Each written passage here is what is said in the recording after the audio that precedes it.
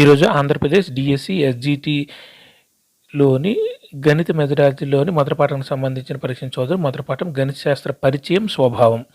హేతువాదంలో మానవుని మేధస్సు స్థిరపడే మార్గమే గణితం అని గణితాన్ని నిర్వచించిన వారు. Correct answer 2 lock.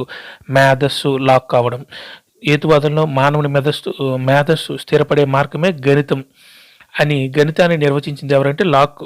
మేధస్సు లాక్ కావడం, మేధస్సు మానవుని మేధస్సు లాక్ కావడం, మేధస్సు లాక్. క్రింది వానిలో ఏది గణితానికి బెల్ ఇచ్చిన నిర్వచనం?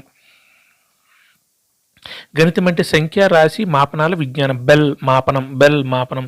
ఈ క్రింది వానిలో ఏది గణితానికి బెల్ ఇచ్చిన నిర్వచనం అంటే మాపనం అని దొరికిందంటే గణితం అంటే సంఖ్య, రాశి, మాపనాల విజ్ఞానం. బెల్ మాపనం.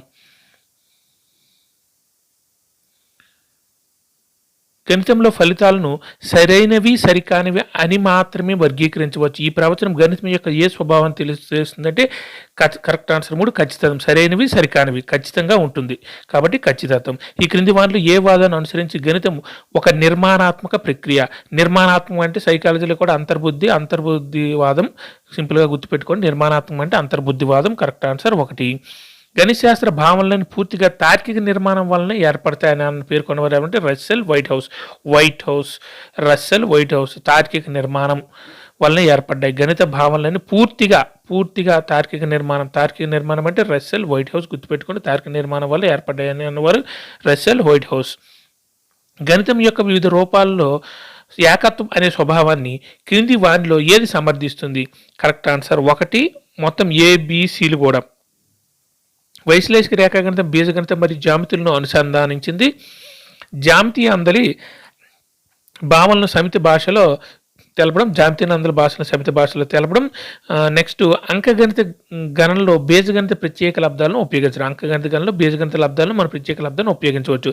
ఇవన్నీ ఏకరూపంగా ఉంటాయి అంటే ఏకత్వంగా ఉంటాయి. ఇందులో ఉపయోగించినా సరే యాప్ట్ అవడం అంటే ఒకదానికొకటి కలిసిపోతాయి, ఏకత్వంగా ఉంటాయి. కానీ బీజీయ సమాసాల కారణాంకాలు కనుగొనడంతో ప్రత్యేక లబ్ధాల వినియోగం.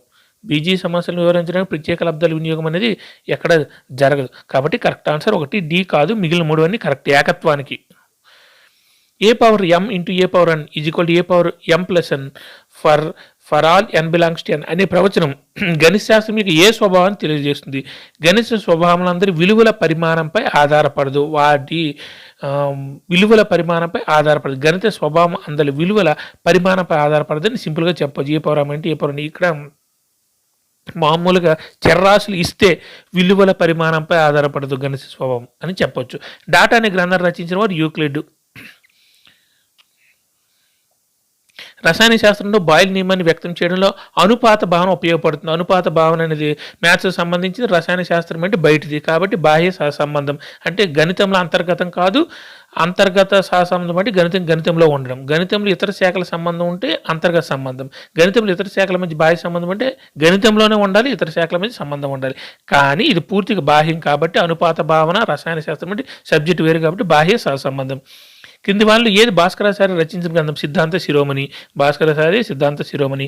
మ్యాథమెటిక్స్ అనే పదం క్రింది వాళ్ళు ఏ పదాల వల్ల కలయిక వల్ల ఏర్పడింది? మ్యాథమెటియన్, మంథానియన్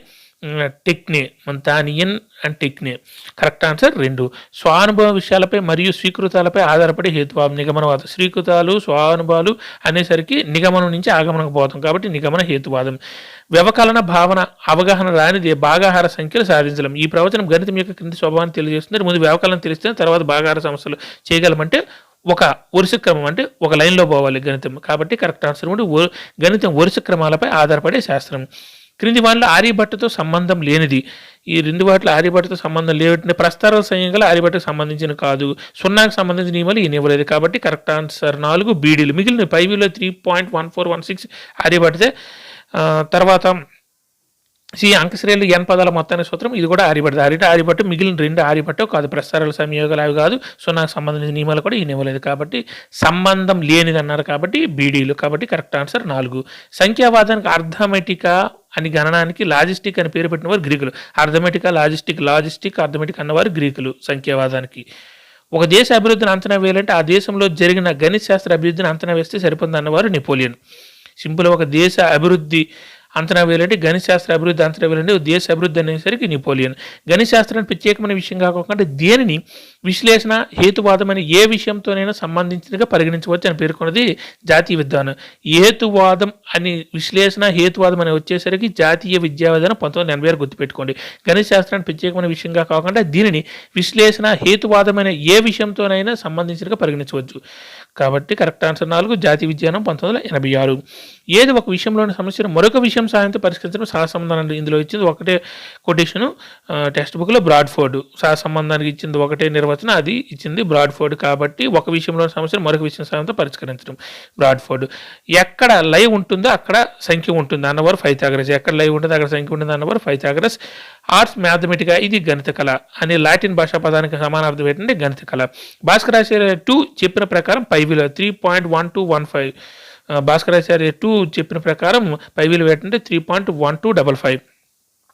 వర్గమూలానికి గుర్తును మొదటిసారిగా ఉపయోగించిన వారు రెనే డెకార్ట్. వర్గమూలము సంఖ్యాలు బీజగణితం అనేసి రెనే డెకార్ట్ గుర్తుపెట్టుకోండి. వర్గమూలానికి గుర్తు మొదటిసారి ఉపయోగించిన వారు రెనే డెకార్టే. క్రింది వాళ్ళలో భిన్నమైనది ఏంటంటే సాధారణీకరించిన అంకగణితం బీజగణితం ఒకటొకటి కలిసి ఉంటాయి. అంకగణితం బీజగణితం. జామితి బీజగణాల సమ్మేళనమే నిరూపణ రేఖాగణితం. ఇది కూడా ఓకే. ఇది తర్వాత అంకగణితంలో నిష్పత్తి లాభ నష్టాలు వడ్డీ మొదలైనవని శాతాలతో సంబంధం కలిగినవే.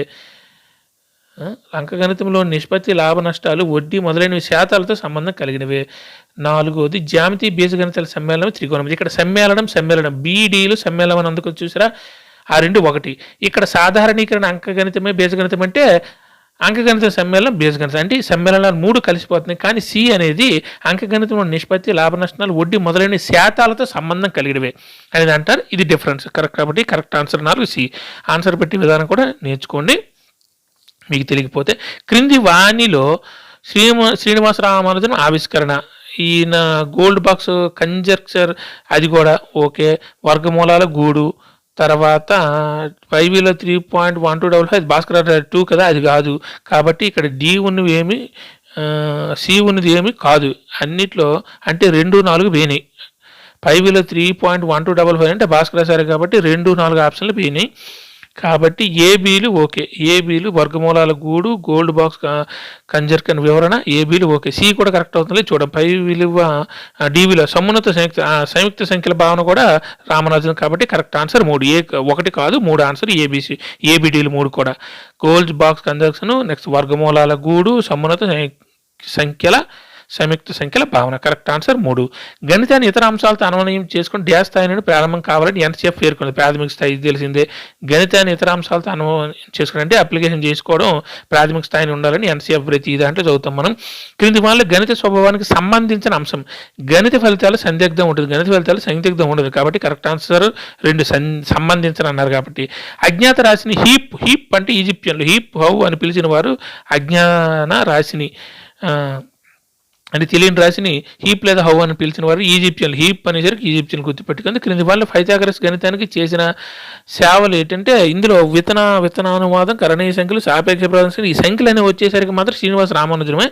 త్రిభుజాకార సంఖ్యల రూపం n/(1/2) అంటే ఇది పైథాగరస్ సంబంధించింది. కాబట్టి కరెక్ట్ ఆన్సర్ 3. కరణ కుతూహలం ఇది భాస్కరాచార్య టెక్స్ట్ బుక్లో లేకపోయినా మా ఓల్డ్ టెక్స్ట్ బుక్లో ఉండే కరణ కుతూహలం భాస్కరాచార్య కరెక్ట్ ఆన్సర్ 4. ఈ క్రింది వల్ల సరైన జత ఏది అంటే సామాన్య విజ్ఞాన శాస్త్రం గణితపూర్ణ సామాన్య విజ్ఞాన శాస్త్రం అంతా గణితపూరితమైన వారు కాంట్ విజ్ఞానం గుర్తుపెట్టుకోండి కరెక్ట్ ఆన్సర్ 1. గణిత శాస్త్రం సకల శాస్త్రాలకు మూలం మరియు ఆధారమైన నిర్వచించడం ఫ్రాన్సిస్ బ్యాకన్. ఇది కూడా టెక్స్ట్ బుక్లో ఉంది. ఇందులో గణిత శాస్త్రం సకల శాస్త్రాలకు మూలం మరియు ఆధారమైన వారు ఫ్రాన్సిస్ బ్యాకన్. సకల శాస్త్రాలు బ్యాకన్ ఫ్రాన్సిస్ సకల. తర్వాత మొదటి 6 ప్రధాన సంఖ్యలను ఉపయోగించి ఇవన్నీ డిఎస్సి టెట్లో ఇచ్చిన కొన్ని ప్రశ్నలు ఇవి.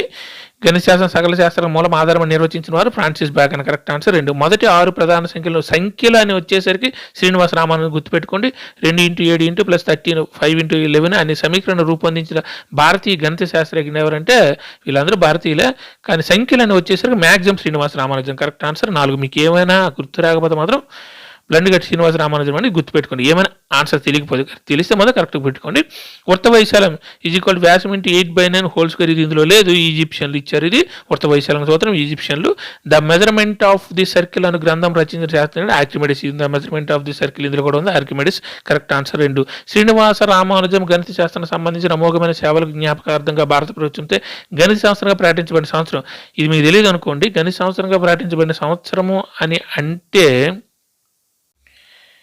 ఇక్కడ సేవలకు జ్ఞాపకం భారత ప్రభుత్వంతో గణిత సంవత్సరంగా ప్రకటించబడిన సంవత్సరం అంటే మన స్వాతంత్రం వచ్చిన తర్వాత జరుగుతుంది కాబట్టి 1887 కాదు, 1937 స్వాతంత్రం రాలేదు. 1987 స్వాతంత్రం వచ్చింది కానీ అంత వేగంగా జరగలేదు. తర్వాత వచ్చి చాలా సంవత్సరాలు అభివృద్ధి వచ్చింది కాబట్టి కరెక్ట్ ఆన్సర్ 2012. ఏమైనా ఆన్సర్ తిరిగిపోతే కొంచెం వెనక నుంచి వెళ్ళండి. గణిత శాస్త్రం అంటే 2012 గుర్తుపెట్టుకోండి. శ్రీనివాస రామానుజన్ గణిత శాస్త్రం గణిత సేవలకు. తర్వాత అంకగణిత సమస్య సాధనలో the method of false position అనుసరించిన వాడు అంటే Bhaskaracharya 2. The method of false position అంటే తప్పుల నుంచి ఒప్పులకి వెళ్ళడం, ఇది భాస్కరాచార్య 2 అంకగణిత సమస్య సాధనలో. గణితం అంటే పరోక్ష మాపన శాస్త్రం ఆగస్ట్ కోమ్టే. గణితం అంటే పరిమాణాన్ని శాస్త్రం నిర్వచించిన వారు అరిస్టాటిల్. ఈ 2 పక్కపక్కన ఉండి టెక్స్ట్ బుక్లో చూడండి నిర్వచనాలు 2. గణితం అంటే పరోక్ష మాపన శాస్త్రం ఆగస్ట్ కోమ్టే. తర్వాత గణితం అంటే పరిమాణ శాస్త్రం నిర్వచించింది అరిస్టాటిల్. ఇది కరెక్ట్ ఆన్సర్ 3. ఈ 2 ఈ టెక్స్ట్ బుక్లో పక్కపక్కన ఉంటాయి. తర్వాత రామానుజన్ గణిత పరిశోధన విషయాలను ముఖ్యంగా దీనికి సంబంధించిన సంఖ్యావాదన చెప్పాను కదా. సంఖ్య అనేసరికి మాత్రం రామానుజన్ గుర్తుపెట్టుకోండి. సంఖ్యా విధానాన్ని అర్థమెటిక్గా పిలిచిన వారు గ్రీకులు. సంఖ్యా విధానాన్ని అర్థమెటిక్గా పిలిచిన వారు ఎవరంటే గ్రీకులు. ఇక్కడ ఆన్సర్లు కూడా పిల్లలు గణితాన్ని భయపడకుండా ఆనందంగా అభ్యసించాలి, ఆహ్లాదకరంగా అభ్యసించాలి అన్నవారు ఎవరంటే NCF 2005 నేషనల్ కరిక్యులం ఫ్రేమ్వర్క్ 2005 గుర్తుపెట్టుకోండి. దార్శనికతగా గలది ఎవరంటే NCF 2005. పిల్లలు గణితాన్ని భయపడకుండా ఆనందంగా అభ్యసించాలి. ఆనందంగా అనేసరికి NCF 2005. గణితం అంటే ఆవశ్యకత పర్యవసానాలను ఊహించే విజ్ఞానం, ఇది బెంజమిన్ పీర్స్. పర్యవసానాలు అయినా సరే బెంజమిన్ పీర్స్. గణితం అంటే ఆవశ్యక పర్యవసానాలను ఊహించే విజ్ఞానం నిర్వచించిన వారు బెంజమిన్ పీర్స్. నేను పర్యవసానాలు పీర్స్ అని గుర్తుపెట్టుకున్నాను, మీకు అది ఓకే అంటే అలా ఆ రకంగా గుర్తుపెట్టుకోండి. నిర్వచనాలు అంటే తప్పదు మరి. ఫాదర్ ఆఫ్ జామెట్రీగా గౌరవం పొందిన గణిత శాస్త్రవేత్త యూక్లిడ్. ఇది okay. Father of geometry Euclid. క్రింది వాటిలో రామానుజన్ సంఖ్య 1729. ఇలాంటివన్నీ గుర్తుపెట్టుకునేవి మనకి ప్రాబ్లం లేదు. భాస్కరాచార్య తన సిద్ధాంత శిరోమణి గ్రంథం నందు ఈ భాగంలో కొలతల గురించి అనేసరి లీలవల్తి గణితం. భాస్కరాచార్య తన సిద్ధాంత శిరోమణి గ్రంథం నందు ఈ భాగంలో కొలతల గురించి ప్రస్తావించారంటే లీలవల్తి గ్రంథం. Correct answer 4. ఈజిప్షియన్ పాపిరస్ అను గణిత కరదీపిక రచించింది హైమ్స్. ఇందులో ఉంది Egyptian papyrus hymns. Elements Euclid. Data elements Euclid. 2 కంటే పెద్దైన ప్రతి సరి సంఖ్యను 2 ప్రధాన సంఖ్యలు మొత్తంగా రాయగల సంఖ్యలు అనేసరికి శ్రీనివాస రామానుజం. అనే గోల్డ్ బాక్ కంజెక్చర్ యొక్క వివరణ ఇచ్చిన గణిత శాస్త్రవేత్త శ్రీనివాస రామానుజం. ఓకేనా. కింద ఆన్సర్లు కూడా ఉన్నాయి. ఆన్సర్లు ఆల్రెడీ టిక్ పెట్టడం జరిగింది కదా, ఆన్సర్లు కూడా ఇవ్వడం జరిగింది.